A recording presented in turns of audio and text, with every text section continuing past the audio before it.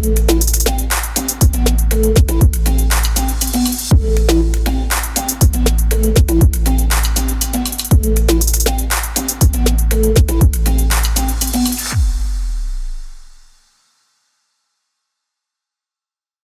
everyone, my name is Jonas Olson and I'm here with Jake Sheldon. Jake Sheldon is co-founder of Pest Control Millionaire. He also has a portfolio of businesses that he operates, cleaning, he's got moving, he's got pest control, kind of in the service industry as a whole, and he does he's like a fractional CMO for a bunch of other companies. So Pest is best, by the way.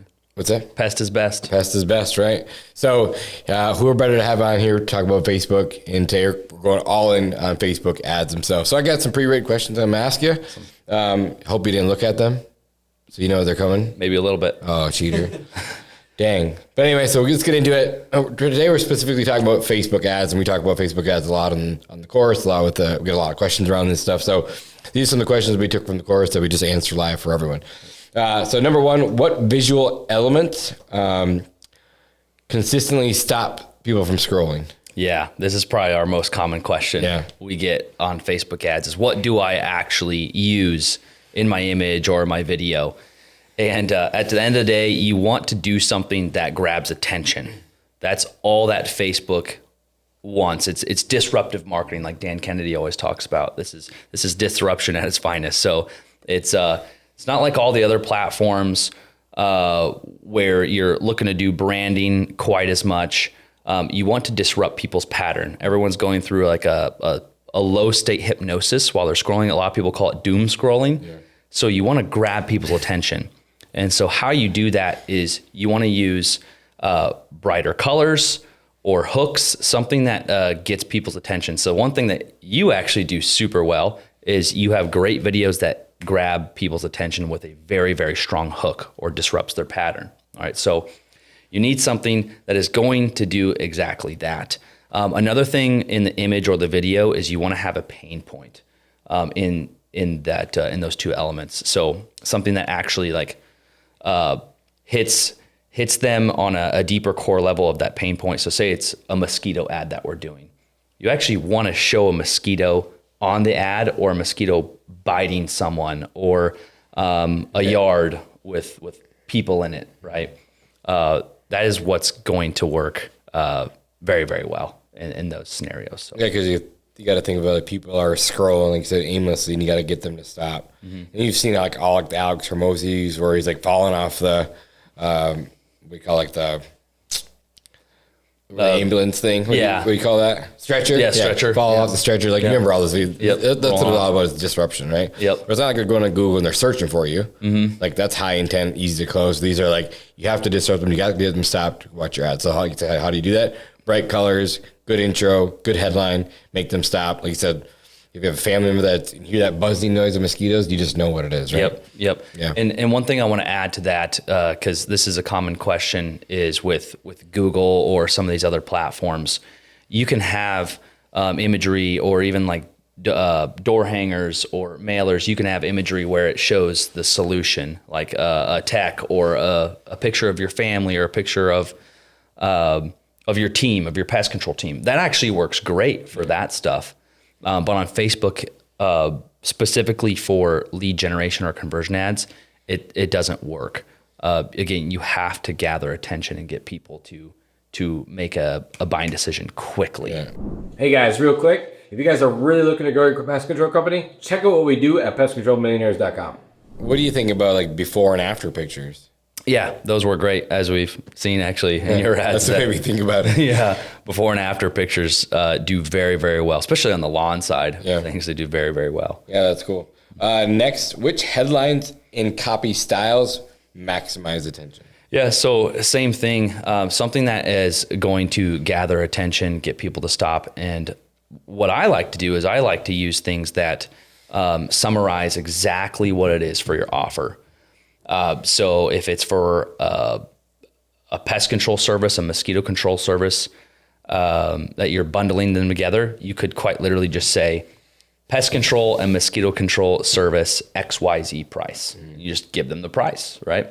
Or an offer that both you and I are actually running. It's a general pest service for the year, and they get a free mosquito control service for the rest of the year with the same general pest price. Right.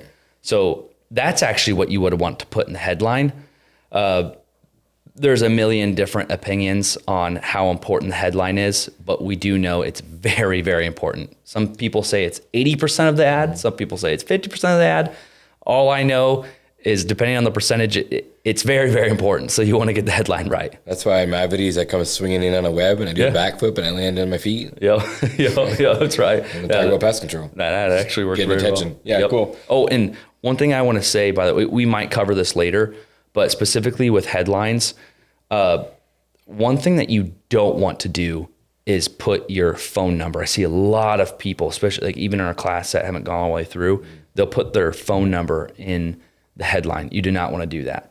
You don't want to put the company name. You don't want to put a phone number. You don't want to do anything like that. You want to talk about the offer or what you're actually doing for the service. So stay away from that in the headlines. Cool. Anything else about headlines that we should chat about for the next question? No, I don't think so. Yeah, so just something that's very catchy and gets their attention quick and makes them want to read the ad. Yep. Cool. I love that. It's like all kinds of, like, it's just like a million other ad copies, right? Mm-hmm. You just got to get them to read the next sentence. Yep, right? exactly. Get them down the funnel. Cool.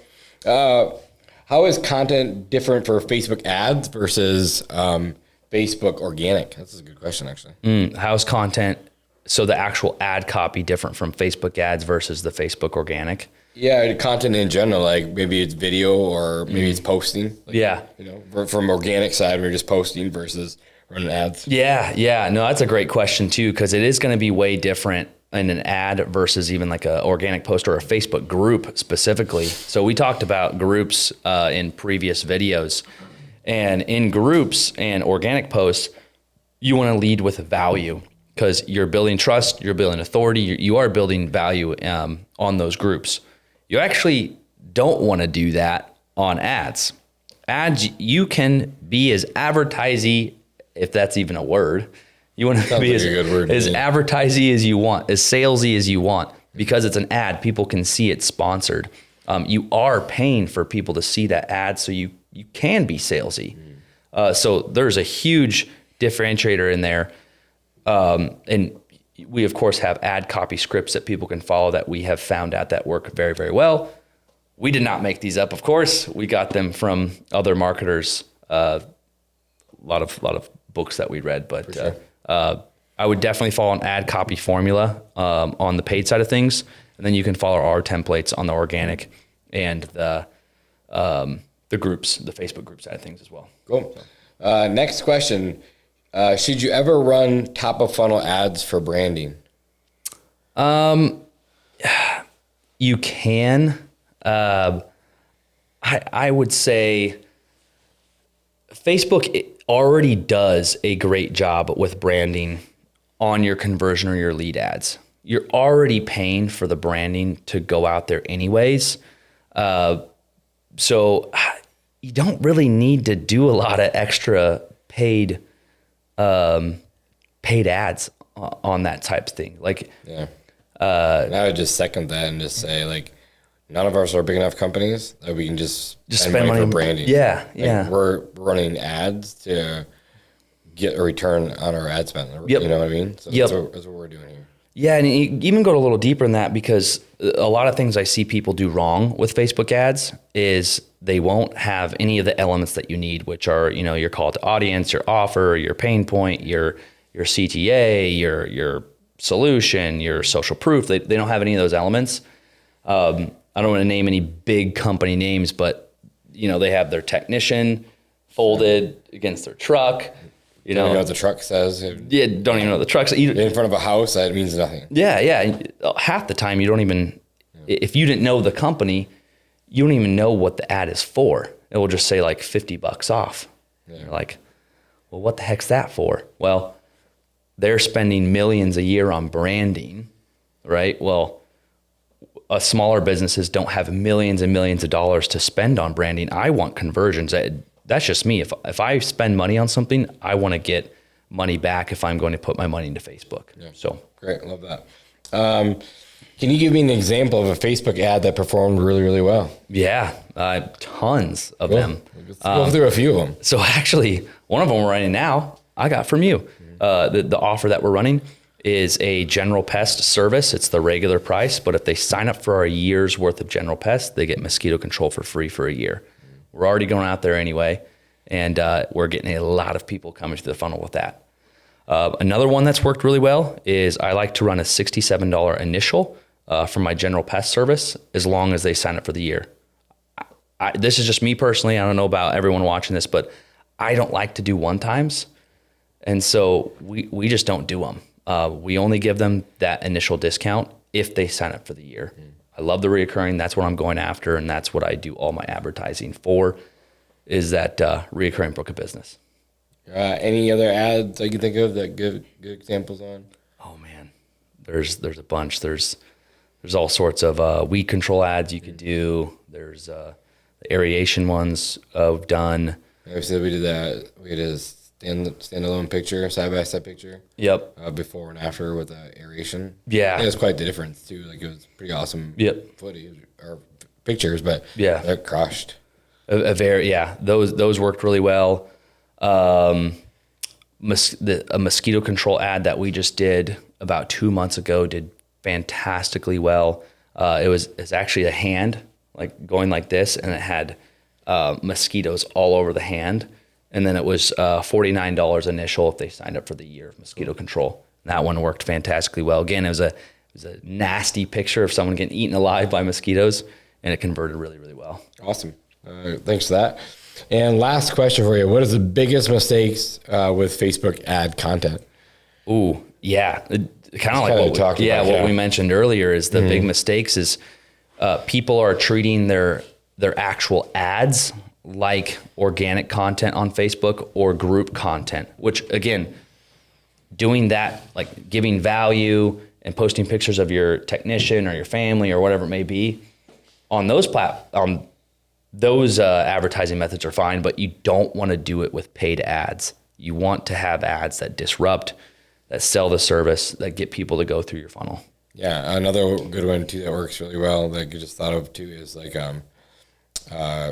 video testimonials. Mm-hmm. They run really well too. Yep. So just think if you can get someone not on your team, but one of your customers do a video ad for you. Yep. Some really good ideas around that, but having them do a video testimony and using that as an ad works really well too. Yep. And one last thing I want to mention with that, we talked about this a lot in the videos, is you want to be different. So if everyone in town is running a $50 off, well, don't do that because it's not going to work. Or if everyone in town is doing, a $99 initial service, don't do that. You have to show up different. We talked about that a lot, but if you want to have a competitive advantage over everyone, you need to do an offer, an irresistible offer, something that's different from everyone else in town. Awesome. Cool. That's all the questions I got for you for this one. So thanks for all the knowledge bombs, Jake. Awesome. Thanks for having me. Cool. See you next one. Hey guys, thanks for watching. I know that we really appreciate you guys taking the time with us here. If you guys have any questions, comments, make sure to throw them in the comment section below. And if you found this valuable, make sure to like and subscribe and to share with your friends who maybe own a service business themselves. Again, our goal here is to provide as much value to you guys as possible. Also, if you guys are really looking to grow your business, make sure to check out our website at pestcontrolmillionaires.com. We'll have the link below in the bio, and we'll also have a free school group for you guys to check out. So thanks for watching.